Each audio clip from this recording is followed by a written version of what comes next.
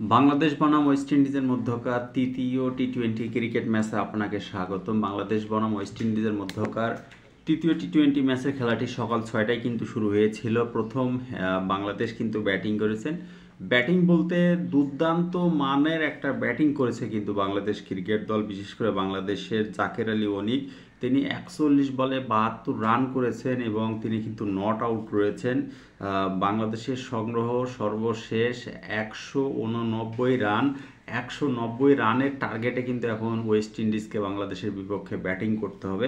120 বলে 190 রান কিন্তু ওয়েস্ট ইন্ডিজকে নিতে হবে। আমার মনে হয় যে ওয়েস্ট ইন্ডিজের বিপক্ষে এইটাই হচ্ছে সর্বোচ্চ পরিমাণ একটা রেকর্ড সংখ্যক রান বাংলাদেশ ক্রিকেট দল কিন্তু আজকে করেছেন। বিশেষ করে বাংলাদেশের স্কোয়াডে আজকে লিটন কুমার দাস তিনি 14 রান করেছেন, পারভেজ ইমন 39 রান করেছেন, মেহেদী হাসান মিরাজ 29 রান করেছেন এবং তানজিম হাসান সাকিব তিনি কিন্তু 12 বলে 17 রান করেছেন। একটা ভালো একটা সঙ্গী পার্টনারশিপে সহযোগিতা করেছেন জাকের আলী অনিককে। বিশেষ করে জাকের আলী অনিক তিনি কিন্তু 72 রান করেছেন।